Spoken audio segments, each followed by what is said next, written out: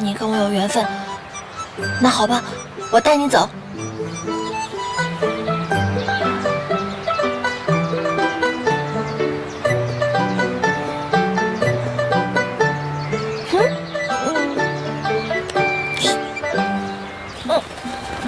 大胆妖孽，竟敢擅闯天庭！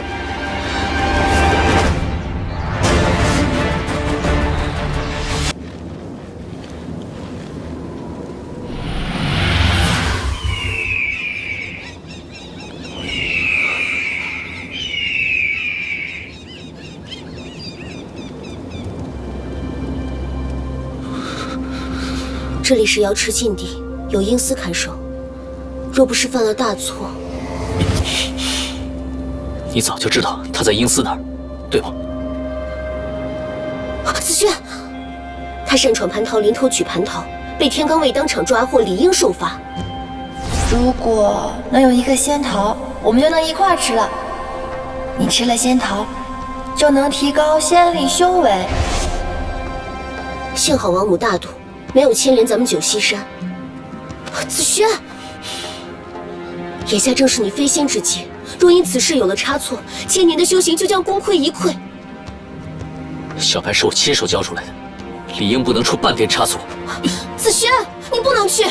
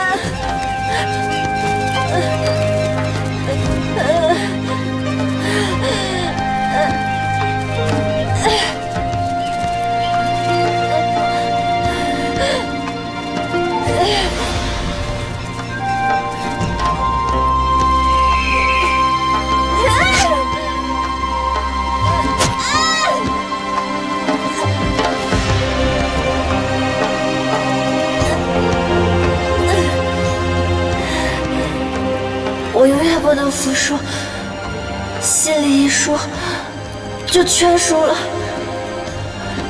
早知会闹得这么狼狈，就该将子轩交代事情全做好，至少死前能给他留个好印象。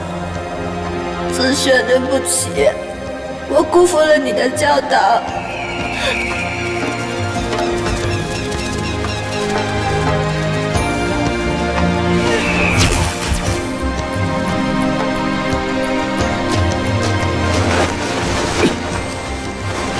子轩，小白，子轩，子轩，小白，我还以为我永远都见不到你了。小白，你怎么趁我这几天不在，贪玩的跑到这里来了？我没有贪玩，我是为了这个，我是为了蟠桃，我一直小心翼翼的护着，我怕它坏了。你看它没坏，你看是不是没坏？你为了护一个蟠桃，竟然弄得一身伤。来，我现在就带你离开这儿。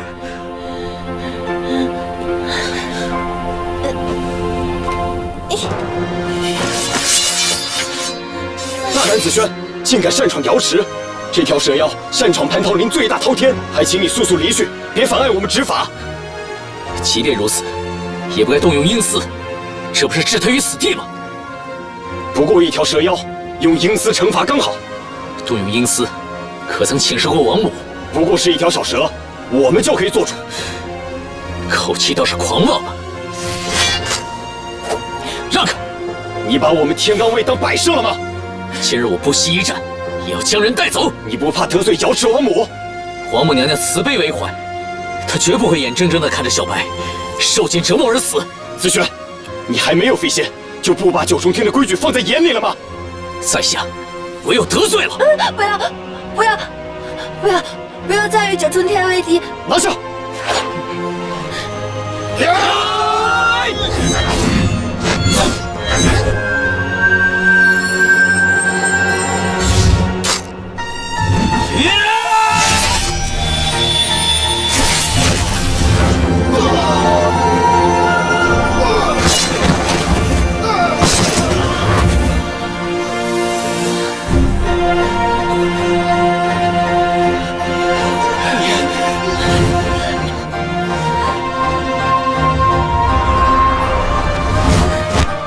我带你回家。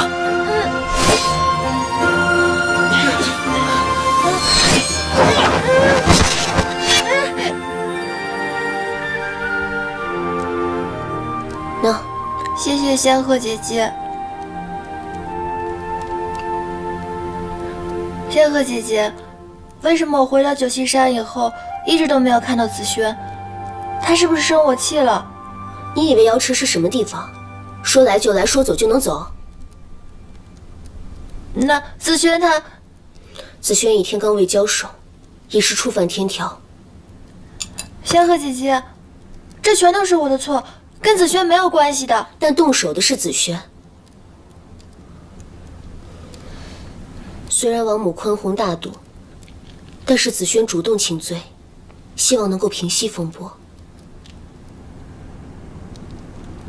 仙鹤姐姐，那我现在能替紫萱做些什么吗？少添乱。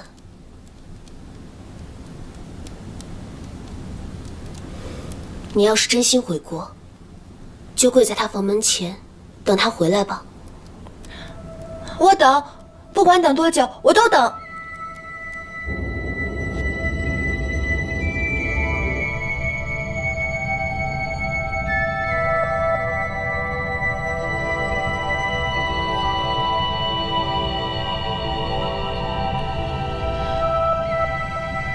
紫萱见过西王母。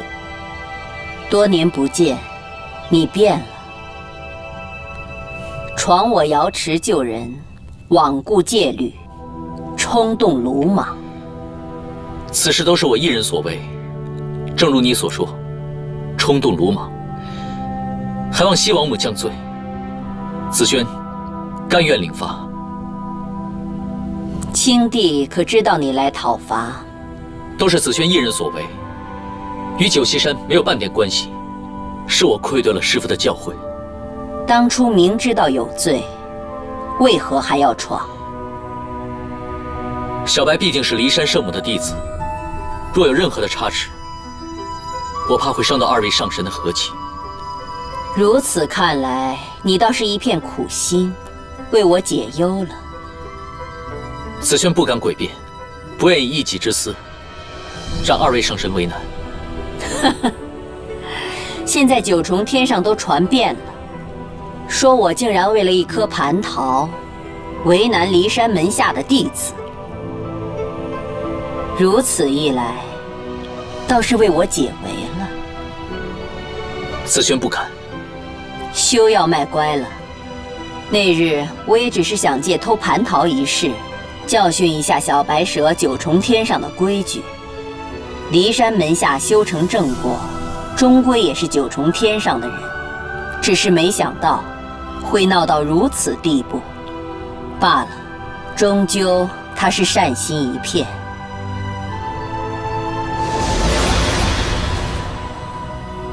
不是我想闯的，我就想要一颗蟠桃。我是为了帮我的朋友，我的朋友需要这颗蟠桃。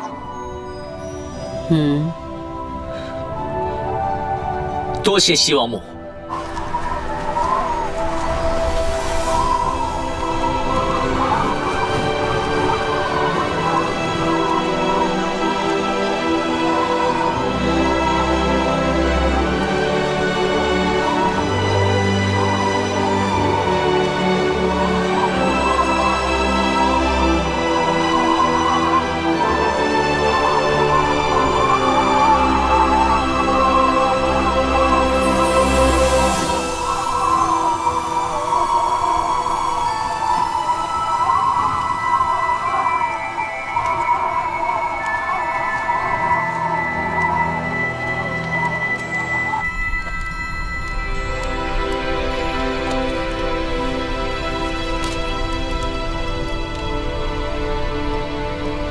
你一向冷静自制，从不肯失掉半分仪态，但现在却为了小白的事情与瑶池王母大动干戈。这件事情本来就是咱们理亏，这几日你为了小白连续受罚，但他却毫不知情。无论如何，他们都不该动用阴司。对他们来说，小白是妖不是人。在我眼里，小白是人，不是妖。我们争不过一个理字。就算此事瑶池王母可以不计较，但九溪山不会就此放过。好了，我累了，这件事就到此为止吧。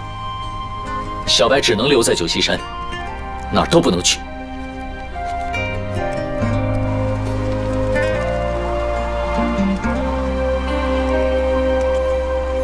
落红飘入尘土，相思成疾。子轩日日督促你读书写字，花了那么多时间与功夫，你怎么还会犯这样的错误？我辜负了子轩的教导。你要看清自己的命，是清醒的清，而不是轻贱的轻。一旦看清楚了，就不会肆意妄为，更不会胡思乱想，也不会做错事。可一旦看清贱了，不但会耽误了自己的名声，还会毁了子轩。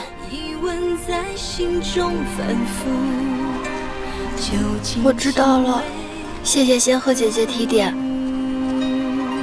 一夜的思念，爱不到繁花盛开，你转身坠落凡尘，云游四海。千年如尘埃，换来你一世相守的等待，天地不灭，痴心不改。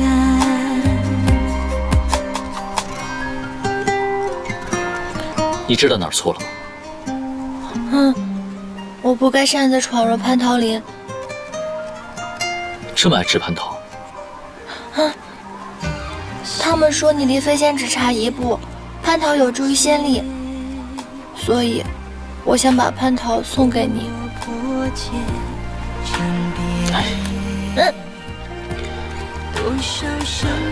若不是我及时发现了异象，借了冰镜一瞧，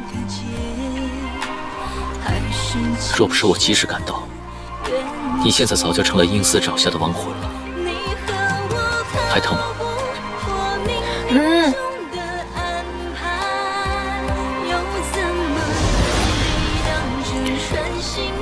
这是你一直舍命护下来的。来，你不是想要尝一尝吗？我不要，我只希望你能够顺利飞仙。看来你还是不清楚，修炼成上仙是怎么一回事。来，吃吧。那我们两个一人一半。来。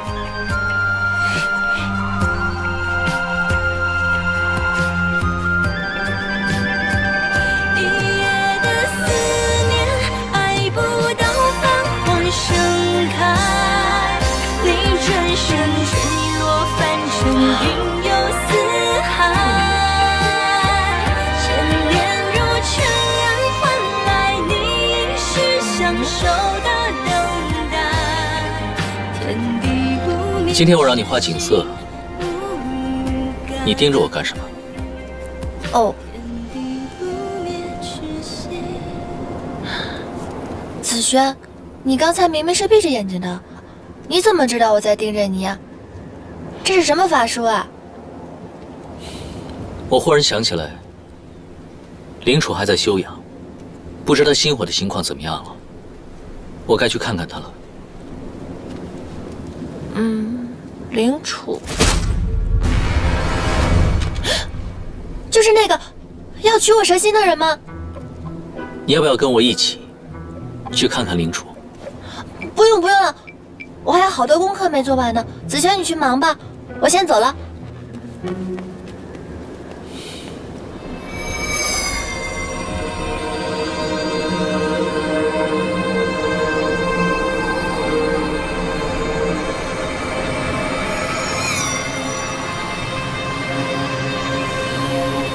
从密音传话，难道是有饕餮的消息？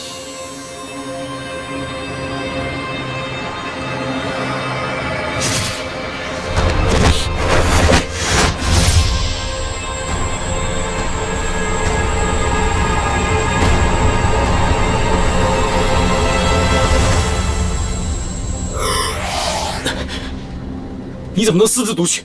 师父给我的命令。这么重要的事情，你要瞒我到什么时候？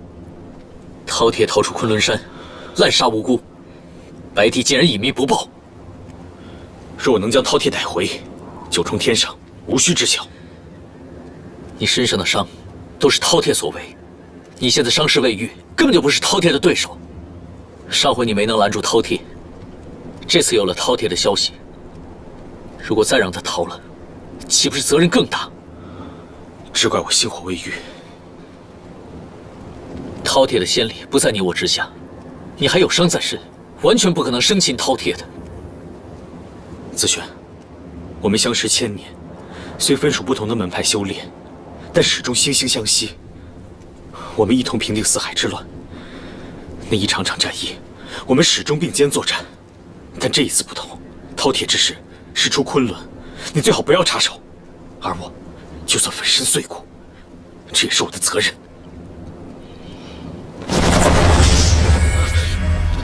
子轩，我替你去擒回饕餮，不过你放心，我一定会平安回来的。这是昆仑的事，你不要插手。我早就提醒过你了，你现在的状况不适合使用仙力，否则你的千年仙力只会毁于一旦。子轩，子轩，子轩，子轩！难道这该不会就是子轩的结束吧？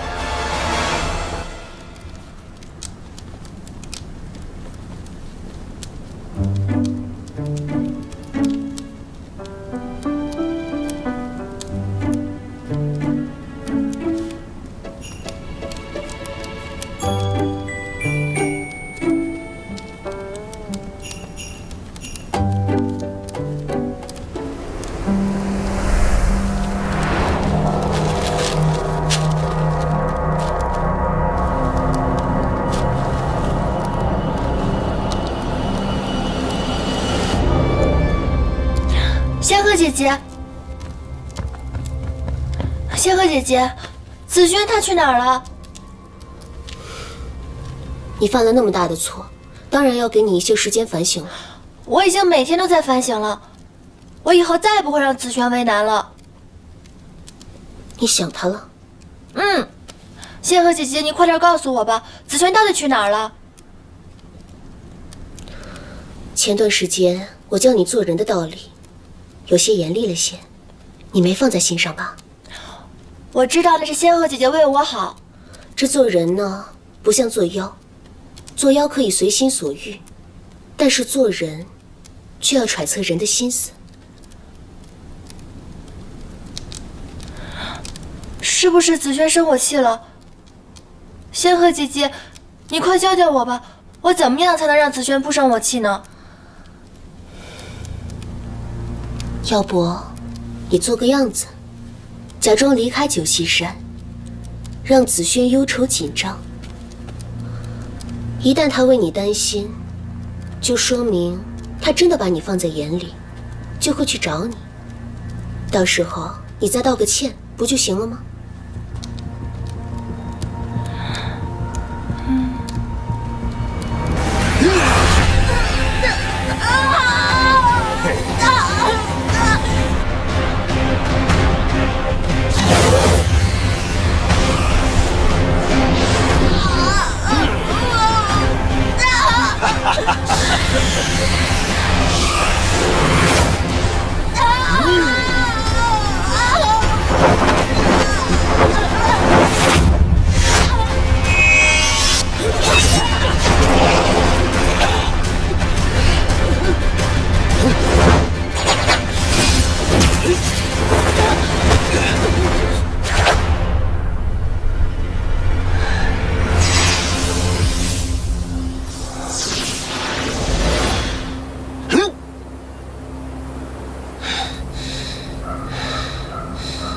轩，你敢坏我师？若不是因为白帝护你，你怎敢如此胆大妄为？竟然以孩童之血来修炼邪术，无所忌惮。区区几个凡夫俗子，死不足矣。众生平等，你造的孽，定会付出代价。那就要看你有没有这个本事了。今日我就仁慈点，给你一个痛快，绝不拖泥带水。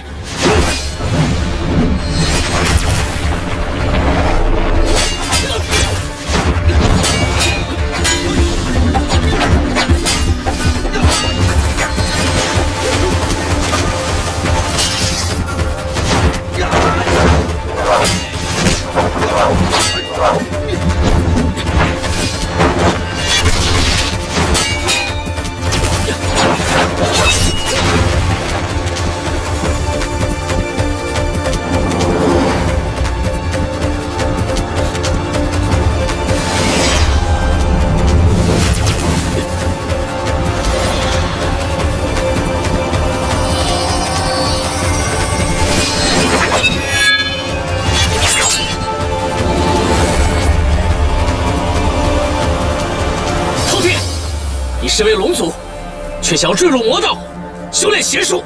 若我晚一步收了你，让你修成了万魔之首魔眼，以后怎能奈你何？哼！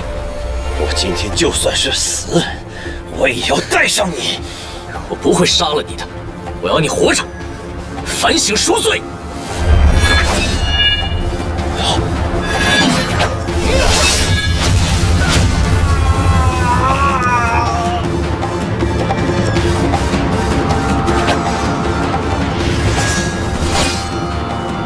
不生不死，不毁不灭，凡间飘荡，历经千难，以还孽障。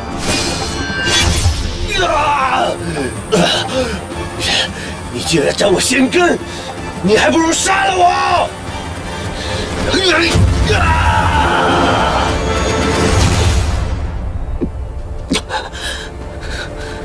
只要我一日不死，我将穷尽所有力量，慢慢折磨你。也让你尝尝什么叫生不如死。至于妖帝的下落，你们恐怕白费功夫了。他连我也不知去向。没想到饕餮的邪术竟然如此的厉害。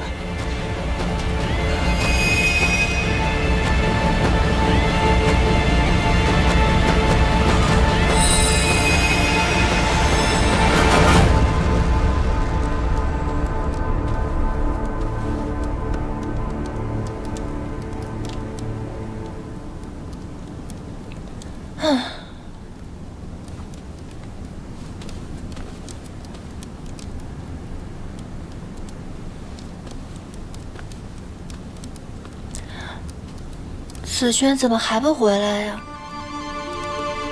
要不然我去找他吧。他从来没有离开过这么长时间，不会是出了什么危险吧？啊！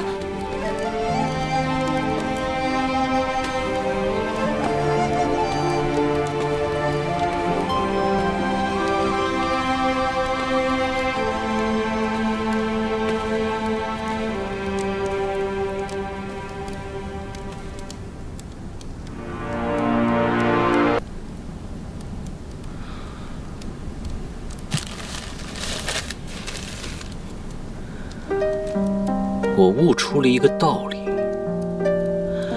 哎，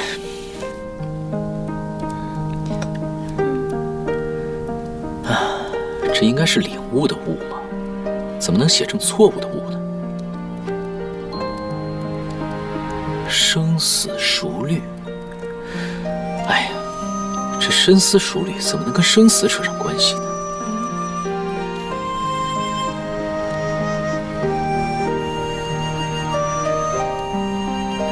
规矩的规怎么画了只乌龟呀？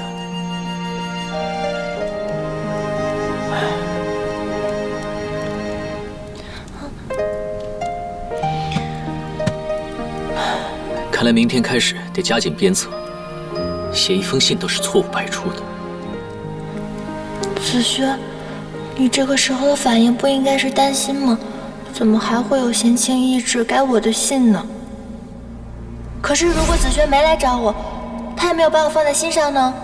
既然如此，那你又何必留在九溪山呢？他毫不在乎我离开。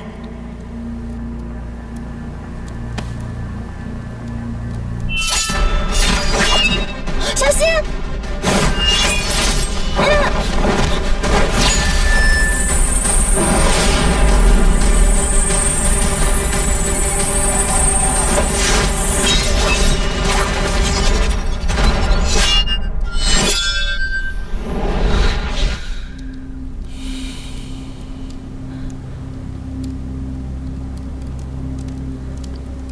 子轩，你没事吧？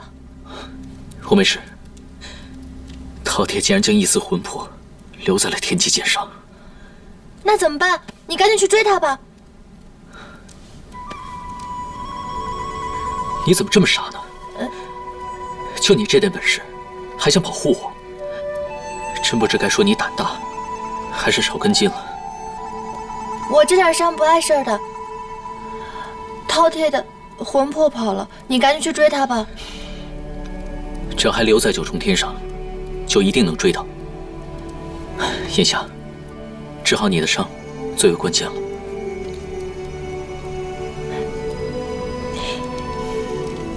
你是在关心我吗？被天机剑伤了，你还能笑得出来啊？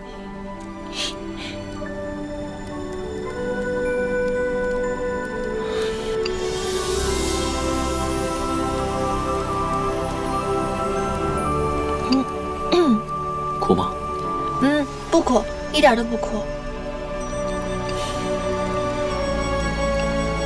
来，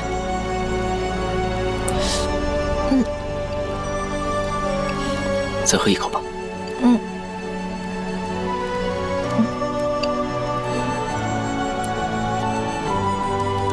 你为什么想要离开九溪山呢？我就是想知道你在不在乎我，想知道你会不会去找我。如果我不在乎你，不去找你，你真的要离开九溪山吗？当然不会。小白，人心最经不起试探与猜测，以后千万不要这样做了。难道我又做错了吗？有些事情对你来说，或许太过于复杂了。我只希望你不要忘记初心，活得自在快乐一些。我只要在你身边，我就过得很快乐。早点休息吧。你受的伤虽然不至于致命，但容易留下后患，好好调理。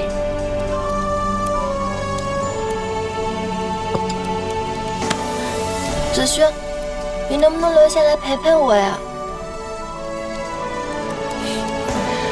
放心吧，我等你睡着了再走。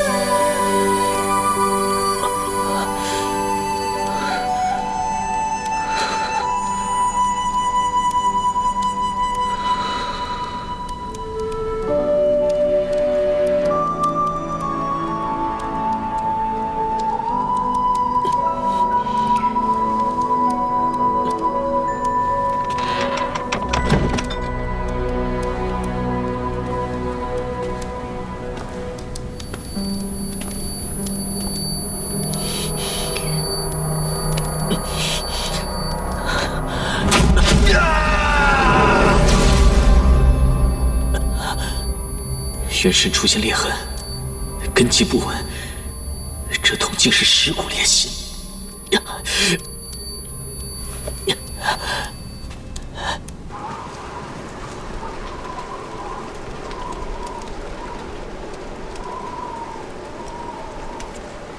子轩，等等我！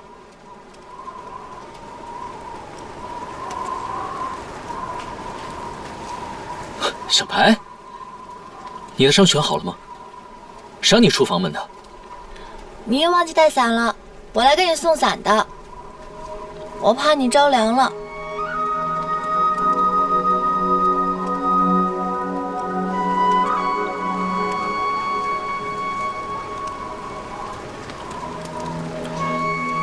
别给我转移话题。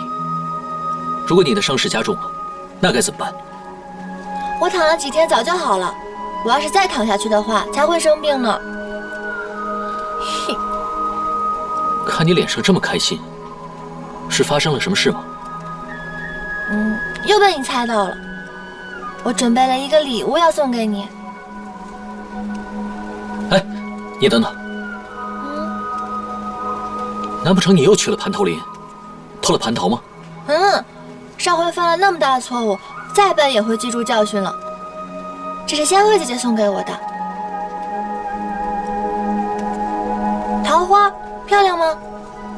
仙鹤姐姐说了，这种花只能在春天开，九溪山这种地方终年是雪，所以根本就看不到。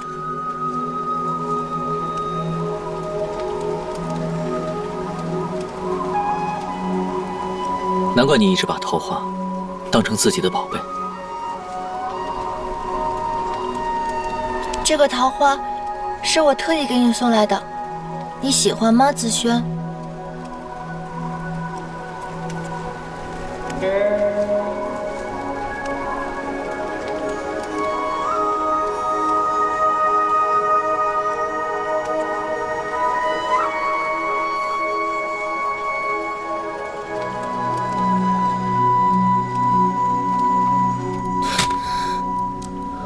我绝对不同意。去蓬莱仙山怎么能带着小白？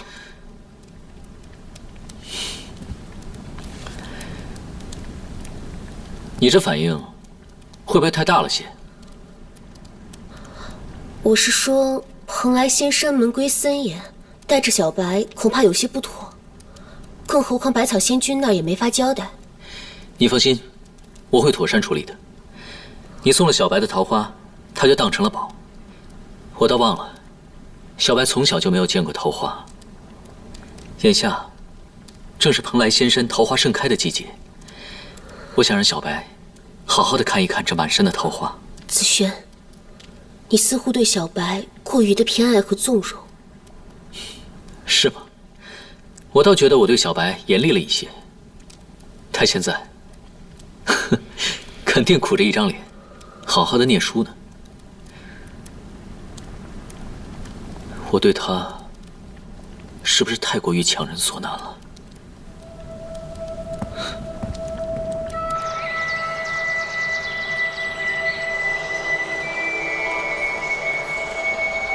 仙鹤姐姐，原来蓬莱仙山的景致跟九溪山完全不同啊！那你是不是比较喜欢这里啊？要不要留下？子轩，子轩。蓬莱果然育有天下百草，灵楚的心火用了这些药材，差不多就可以痊愈了。草药先放我这儿吧。今天因为我耽误了些时辰，眼看着天色渐晚，小白今天恐怕是看不见桃花了。我先走了，再去采一些草药来。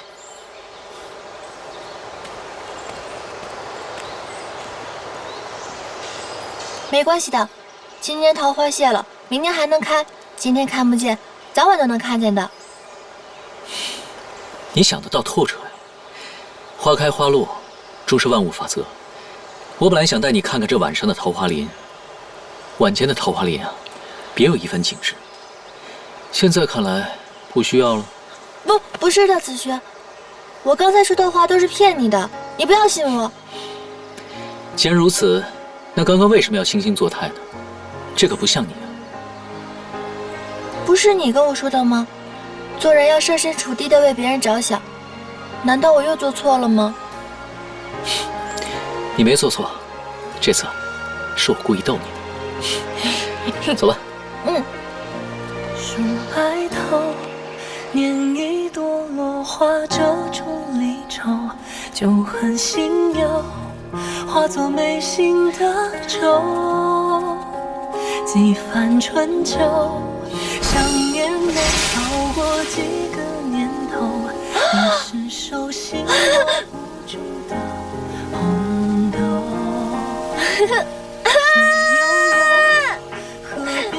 桃花，好美啊！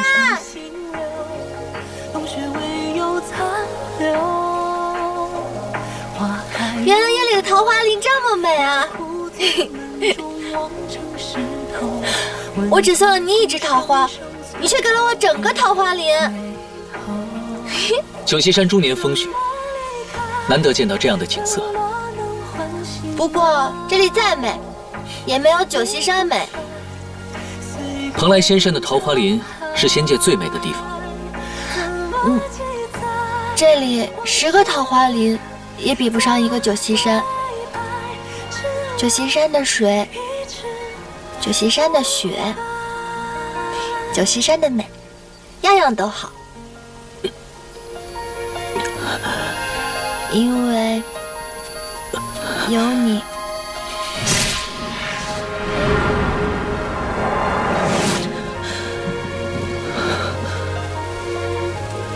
你怎么了？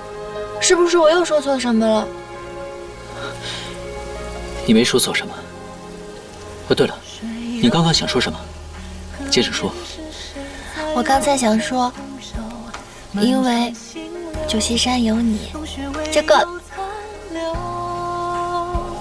花开如酒，我枯坐门中望成石头，闻着鼓声声催人别回头。怎么离开？怎么能唤醒爱？你不在，岁月变沧海，怎么记载往事的对白？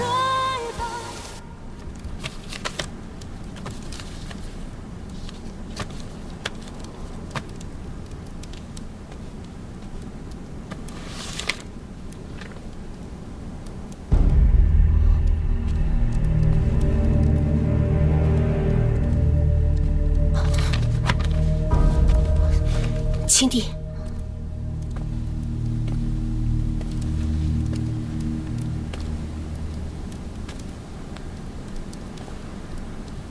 拿给我，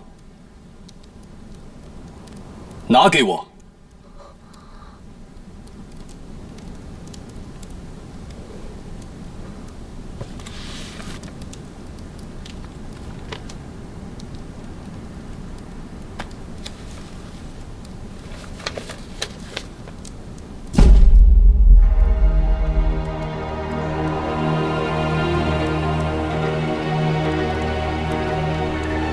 这是紫萱画的。我猜紫萱近日所为，许是与此有关。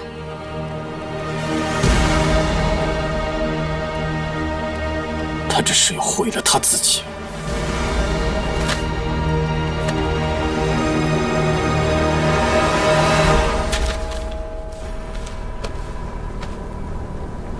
你离飞仙就差一步，最后关头，怎么会败在饕餮的手上？饕餮伤了你的元神，你为何不说？千年道行，功亏一篑。你可知飞仙这一劫对你何其重要？是徒儿的修为不够，又负于师门，让师父操心了。徒儿恭请赐身。九溪山存世万年，只收了你这么一个徒弟。为师为你付出了千年的心血，如今你道心不稳，未来大道该如何前行？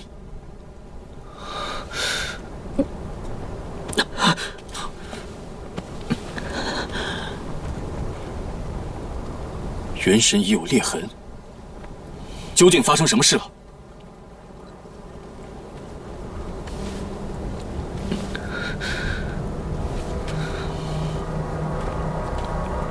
凭饕餮之力，绝对不会伤你如此之深。你与他对决，究竟发生了什么事情？是我低估了饕餮的邪力，一时失策，才惨遭重伤。你心思一向缜密，从未有如此的疏忽，除非是你故意为之。提领主前去活捉饕餮的时候，徒儿仔细的想过了，说杀了饕餮，必服了白帝脸面，怕师傅在白帝那儿不好交代。可若活捉了饕餮，以白帝徇私的个性，只会有更多无辜的受害者。所以徒儿最终决定斩去他的仙根，让他再也无法返回仙界。你心思如此周密，你是借此机会受伤，无法飞仙离开九溪山闭关。你安排如此周详，是否与此话有关呢？这是子轩何时所画？这幅画并无不妥之处，师傅多虑了。你动了情。我早已看淡了一切事情，从未动过情。包括小白？包括小白。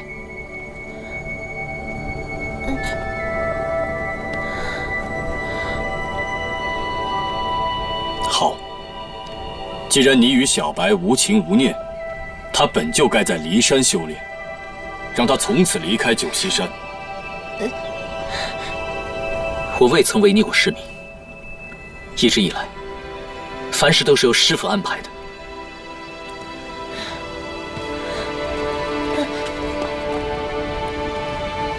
只是这一次，请恕徒儿无法遵从师命。你再说一遍。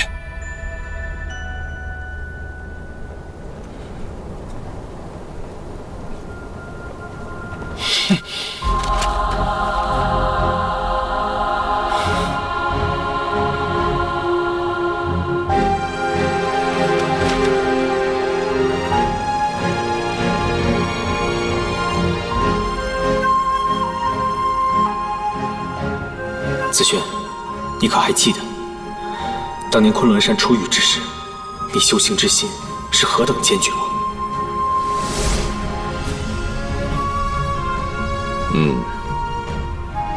这两个仙童，乃是天地钦点，一为七杀，一为破军，万年才得以降生。他日三界的兴衰气运，可就落在他们身上了。你二人年纪轻轻就有如此修为，你们为何修炼？为早日成仙，以一己之力匡扶大道正义，方不负师门栽培。我一门心思修仙，不为外物，指望替九重天造福天下苍生。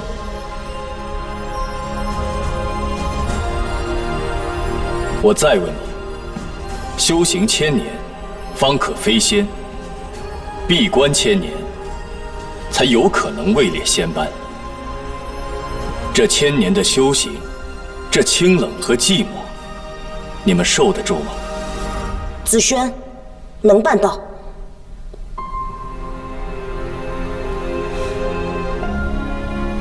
你随我回九溪山，今日所言，务必记住。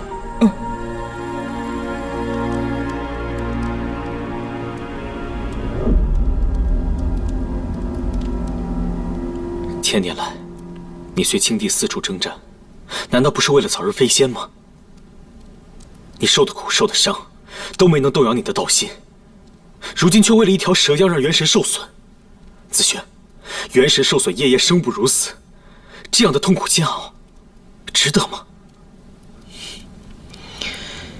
无所谓值不值得，对我来说，都不是煎熬。我一直随师父修习医术，百伤之中，最难愈的便是心，七情六欲皆在其中。可如今我才明白，比起元神受损，心痛心累，才是最大的煎熬。1000年来的每一战，我都与你并肩。此时放弃岂不可惜？快将元神养好，待你飞仙之日，我定等着你。这1000年来，我的确一直等着这一天。可如今我却觉得，飞仙之事，并没有那么重要了。若不是因为小白，灵楚，你是我的知己，是我的朋友。我知道你对我的期许，但我绝不允许你伤害小白。看来小白果然是你的结束。可你想过吗？你的命格，形魂俱灭，归于天地。或许会害了他，也害了你。不会有事的，灵楚，人定能升天。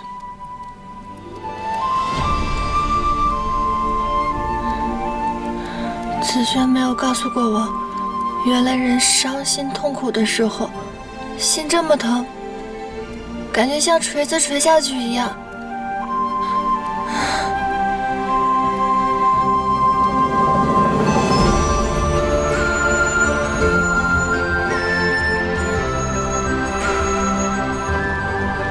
我早已看淡了一切事情，从未动过情，包括小白。包括小白。既然你与小白无情无念，让他从此离开九溪山。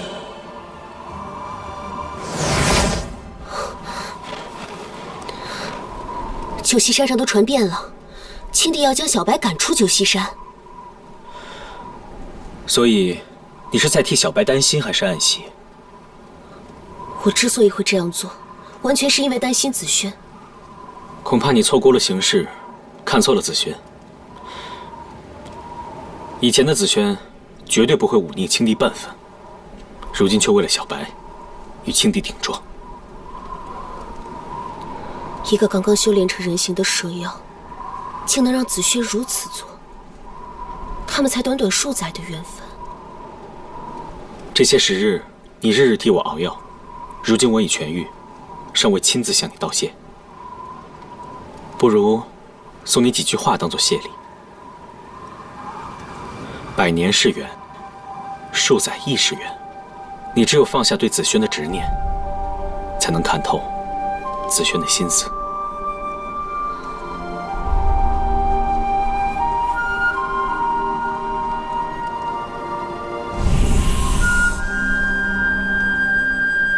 子轩，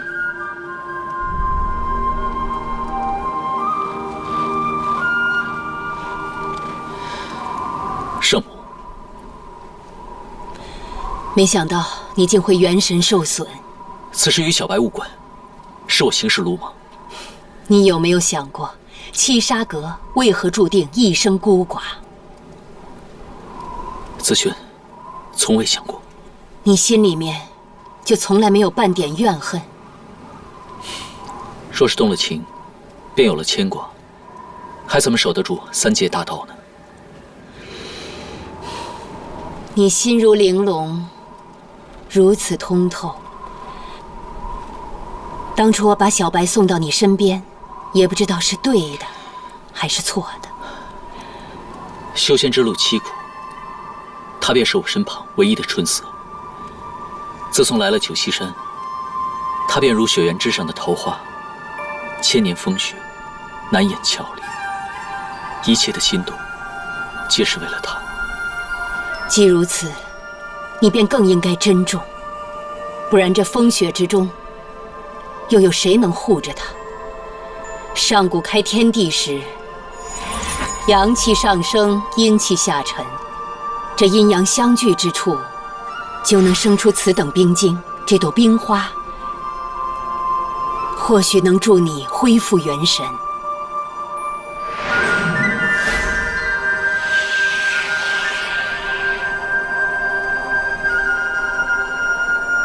多谢圣母。修仙者本是与天相争，若是不悔，那便顺心而行。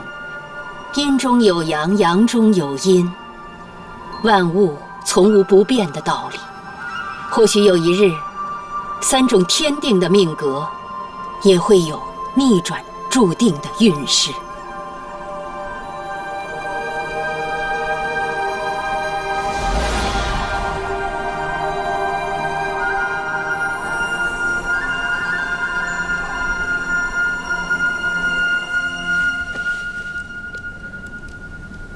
你难过，是因为紫萱未曾对你动情，所以他让你离开。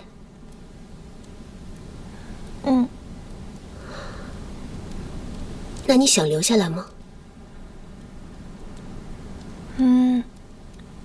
紫萱不能违背青帝，我明白他的思绪。我只求在我离开前，能够助他养好伤势。只要他养好伤势，你就会离开。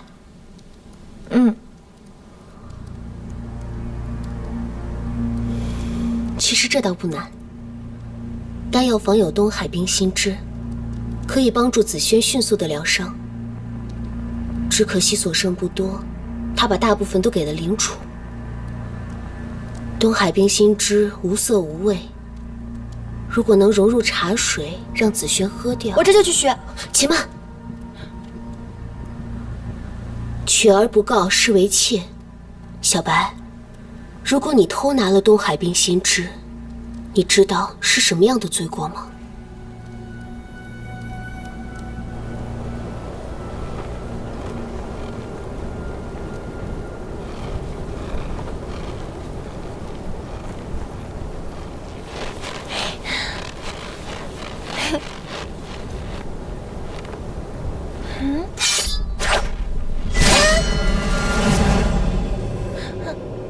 你果然没有画里的好看。那幅画是紫萱按照我的神态1笔1画勾勒出来的，丝毫不差。紫萱的丹青略过了缺点，仔细一看，果然少了点灵气。画中是美人，当面一看，也不过如此。你当然想取我的蛇心，我差点命丧在你的剑下。如今我刚刚幻化成人，我以为你要跟我说句对不起呢。你以为你修炼成人，我就不敢取你的蛇心了吗？那你点歉意都没有吗？不取你的蛇心了，饶你一命，算是赔礼吧。只是今日心火上涌，不如取你的蛇胆入药。你放心吧，我会小心，不伤你命的。不行，我这个蛇胆不能用。我这个蛇胆有剧毒的，如果你用我的蛇胆用药引的话，你到时候你的肠子、肚子全被毒烂了。胆囊在这儿。你跟紫萱都学了些什么呀？我还以为他认真的在教你。你不许这样说紫萱，你可以说我傻，说我笨，但这不是紫萱的错，是我自己不上进。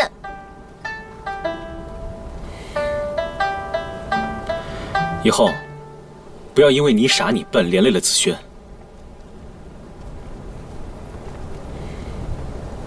紫萱她为了你，算了，这事告诉你，你也不懂。总之，别再闯祸了。若因为你闯祸连累了紫萱，我定不会轻饶你。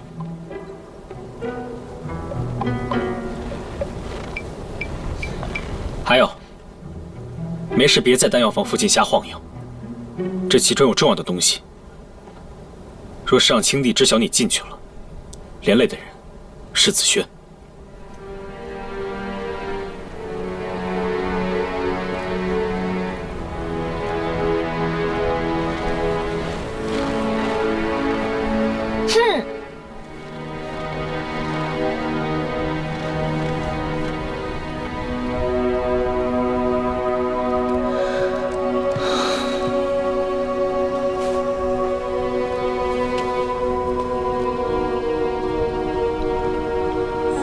只要为了紫萱，受再大的责罚我都认了。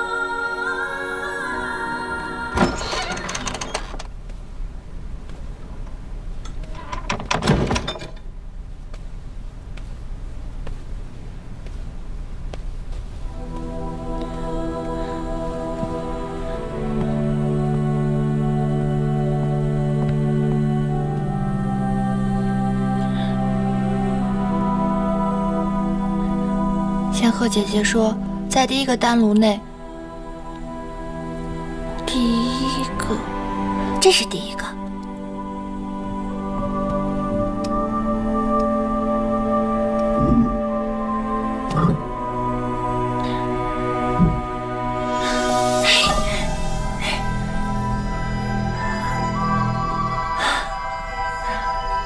找到了，这个就是东海冰心之啊！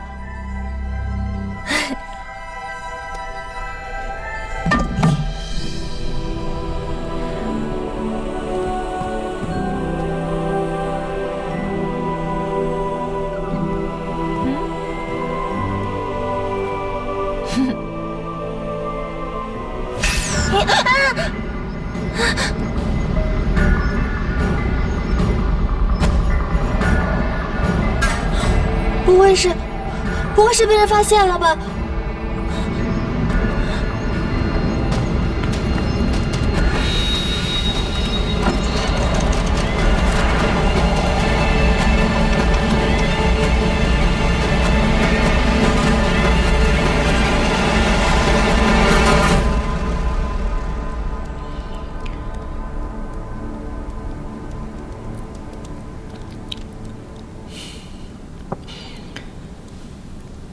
我罚你抄写的，你可都写完了？嗯，我抄了10篇，还画了一幅画，练了琴，我还研读了棋谱。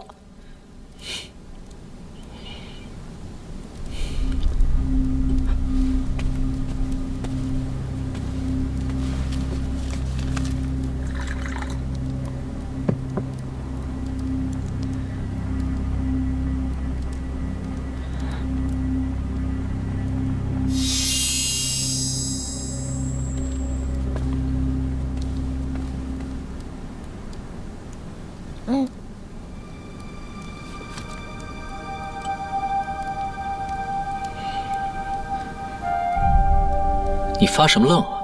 是不是有什么心事？子轩，情是什么？情是劫，情是债。那你可曾动情过？动情有什么不好的吗？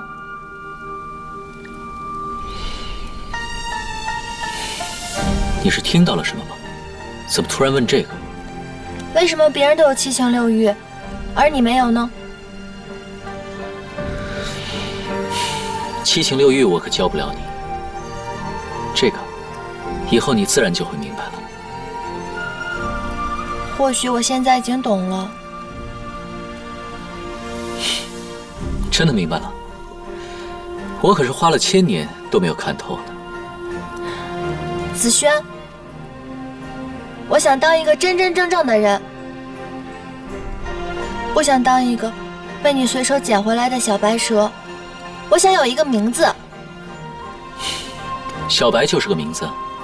不是，那是小白蛇的名字，不是我的名字。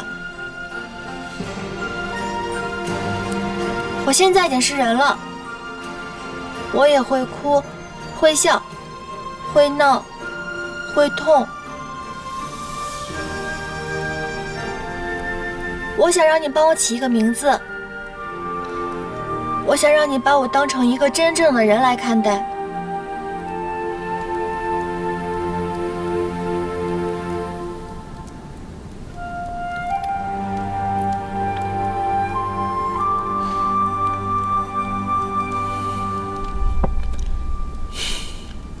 关于名字的事情，我会好好考虑的。等你学会了琴棋书画，方方面面更像一个人的时候，我再告诉你，怎么样？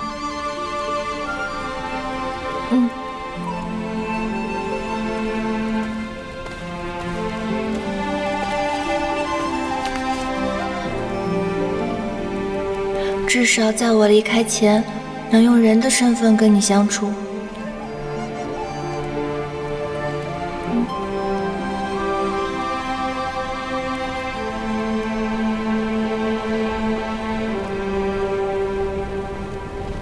没想到小白为了子轩，竟然真的去偷取丹药。换作是我，能否做到这一点呢？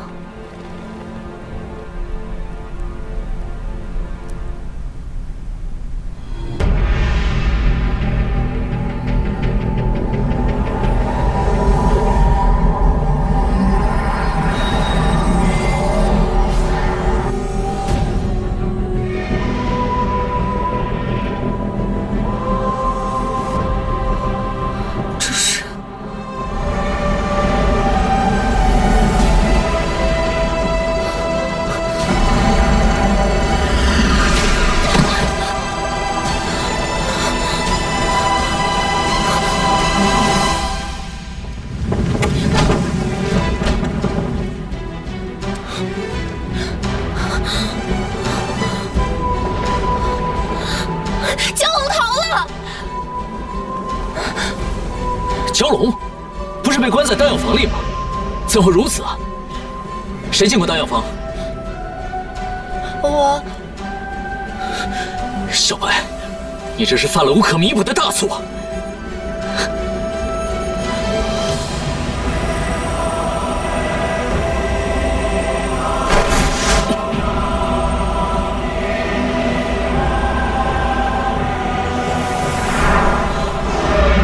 蛟龙镇住了西湖的水源，我们必须要尽快抓回蛟龙，否则受苦的都是黎民百姓。多耽搁一刻，便会在人间留下难以挽回的损失。咱们赶紧去吧。你伤势未愈，这次由我来收了蛟龙。我没事的。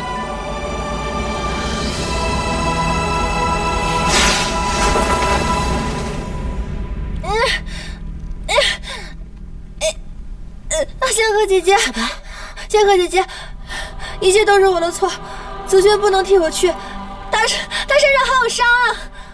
我没想到事态会如此严重，我不该让你去丹药房。仙鹤姐姐，你能不能帮我把身上的线索给解开？紫萱让我把你看好。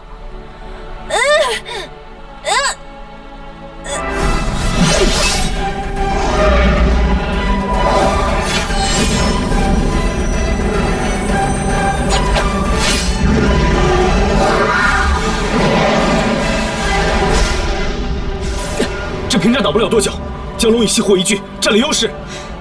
我引开他的注意，你斩下蛟尾，斩了蛟尾，他便无法借水势翻腾，咱们抓他就简单多了。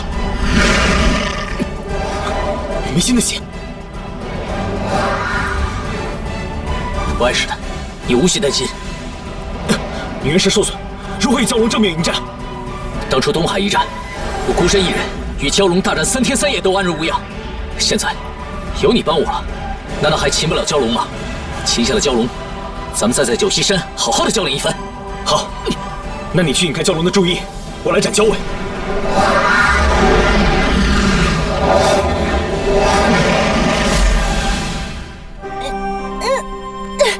仙鹤姐姐，我知道我先力微薄，但是也许我能帮她挡一挡攻击呢。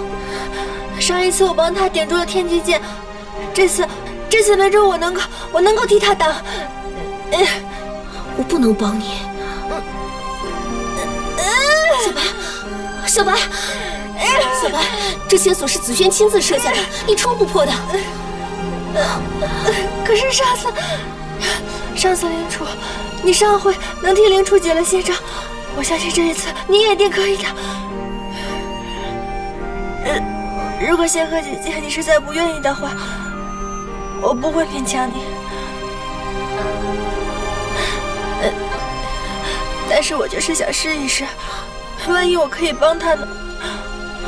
我不想让紫萱受伤，求求你了，仙鹤姐姐，求你了。小白，小白。